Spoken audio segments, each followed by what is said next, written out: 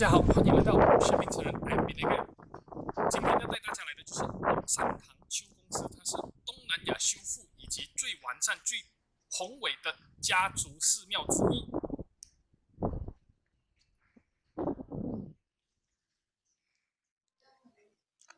槟城龙山堂丘公司，简称丘公司，是马来西亚华人姓氏宗祠组织中最特殊的一个，拥有紧密围合的公司建筑群和金碧辉煌的祠堂，而享誉国内外。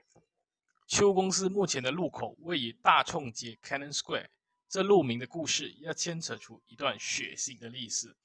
下次我们再谈谈槟城1867年大暴乱的故事。龙山堂隐藏在一片纵横往复的殿屋和排屋之内，从外头大冲街巷得穿过一个过街楼，经两排19世纪排屋，绕过戏台，视野豁然开朗。一栋堪称东南亚最精致堂皇的宗祠就耸立在花岗石广场上。丘公司的建筑好像一座堡垒，被房屋重重包围，不知道入口的还真不知这里有如此富丽堂皇的建筑。包围的房子好比一道防御的围墙，据说如此的设计是与毗邻的建德堂有关。当年丘天德是建德堂的首领，经营响马，所以丘氏族人非常的富裕。当年周润发主演的《安娜与国王》也曾经千里迢迢来到这里拍摄。电影上映后，槟城和丘公司一炮而红。丘公司的创建可以追溯到1850年创立的义古堂。到了1894年，丘氏主人决定重建祠堂，聘请当时闽南的能师巧匠，重建一座富丽堂皇的龙山堂。可惜啊，经历8年心血，刚刚竣工完成，竟于1901年除夕夜突遇大火，全座几乎烧毁。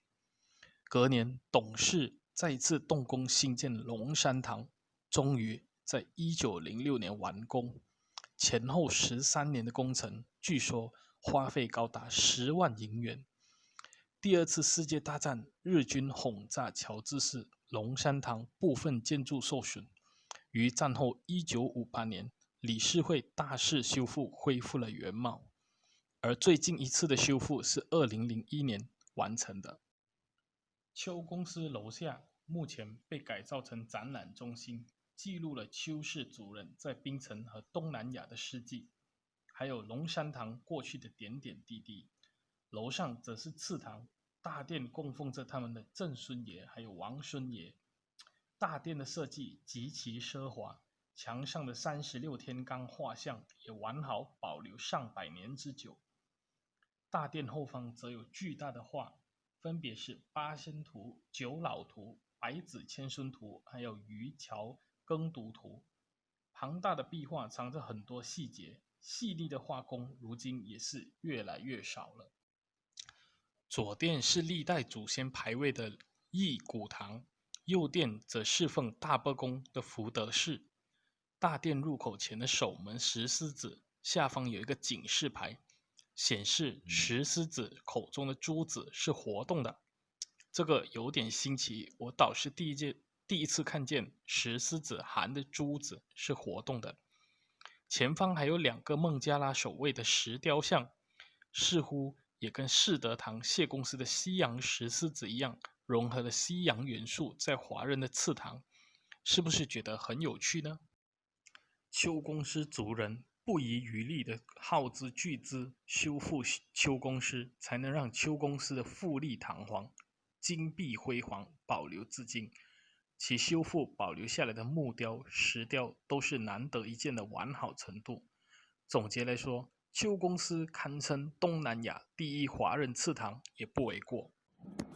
如果你喜欢这个视频的话，记得帮我们按赞、订阅、分享、转发，还有别忘了开启小铃铛。